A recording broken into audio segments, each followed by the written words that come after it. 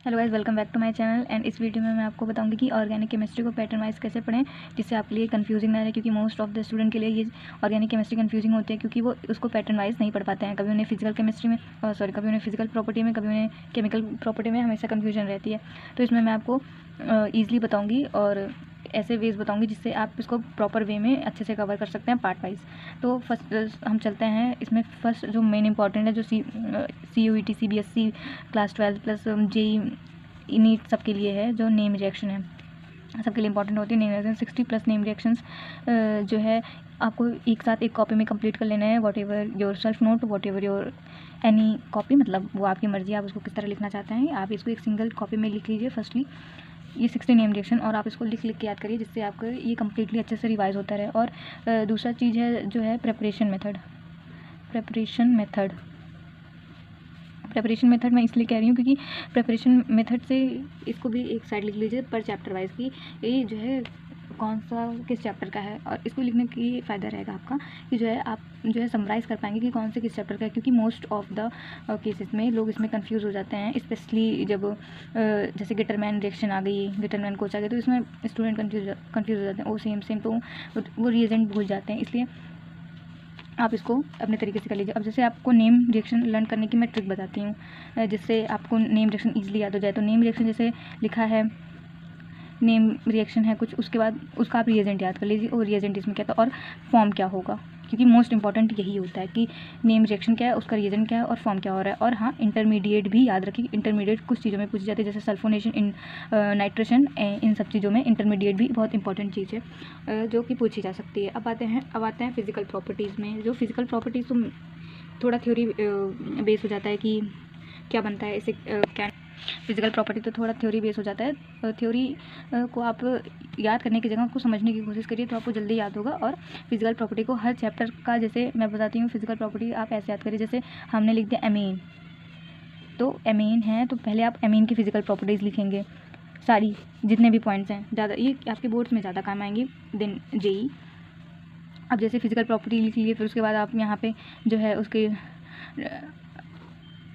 इसकी डायोनाइजेशन की लिख लीजिए, और उसके बाद जैसे लिख लीजिए यहाँ पे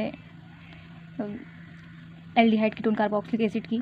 तो ऐसे करके पार्ट वाइज आप फिजिकल प्रॉपर्टीज़ को भी लिख सकते हैं। तो इससे आपका जो है फिजिकल प्रॉपर्टीज़ मेनली मेंटेन हो जाएगा। अब हम बात करते हैं उसकी केमिकल प्रॉपर्टीज़ की। तो केमिकल प्रॉपर्टीज़ में स्टूडेंट को सबसे ज़्यादा मतलब कंफ्यूजिंग होती है और सबसे ज़्यादा लेंदी लगती है केमिकल प्रॉपर्टीज़। पर केमिकल प्रॉपर्टीज़ को अगर आप ध्यान से पढ़ें तो chemical properties is so easy, क्योंकि ऑर्गेनिक एक ऐसी चीज़ है अगर आप उसको ध्यान से पढ़ते हैं ना तो बहुत ईजी और बहुत इंटरेस्टिंग है। बस आपके पढ़ने के तरीके पर डिपेंड करता है कि आप उसको किस तरीके से पढ़ते हैं। इसलिए मैं कह रही हूँ कि हर चीज़ को पैटर्नाइज करें। ये मैं ये नहीं कह रही कि अब केमिकल प्रॉपर्टी की आप जो है एक साथ सारे चैप्टर की जो है प्रिपरेशन लिख लें। जैसे अब एल्कोहल फिनॉल की भी लिख लें, फिर एल्डिहाइड की भी लिख लें, इससे आप कंफ्यूज हो सकते हैं। मैं इस बात को मान सकती हूँ। लेकिन हाँ, फिजिकल प्रॉपर्टी में आप एमीन के एक साथ लिख सकते हैं, एल्डिहाइड कीटोन कार्बोक्सिलिक एसिड की लिख सकते हैं, क्योंकि ये थ्योरी बेस है, थ्योरी पार्ट है। इसको आप जल्दी कवर कर लेंगे और इसको अगर आप समझ के करेंगे ना तो आपको ये और ईजिली जो है याद हो जाएगा।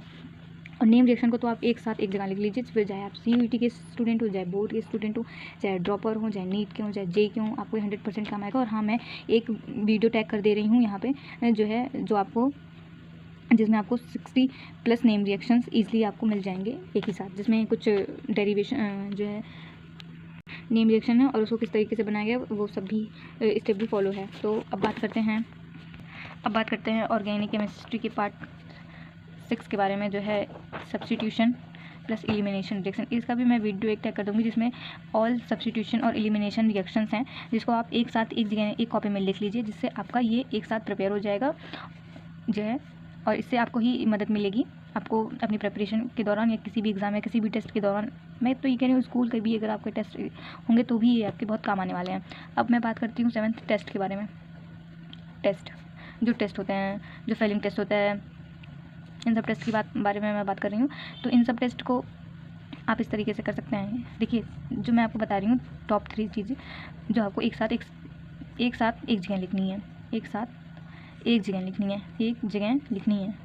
तो वो है फर्स्ट नेम रिएक्शन का भी वीडियो में टैग कर दूँगी, जिसमें 60 प्लस नेम रिएक्शन आपको ईजिली और प्लस फुल डिटेल वीडियो में मिल जाएंगे।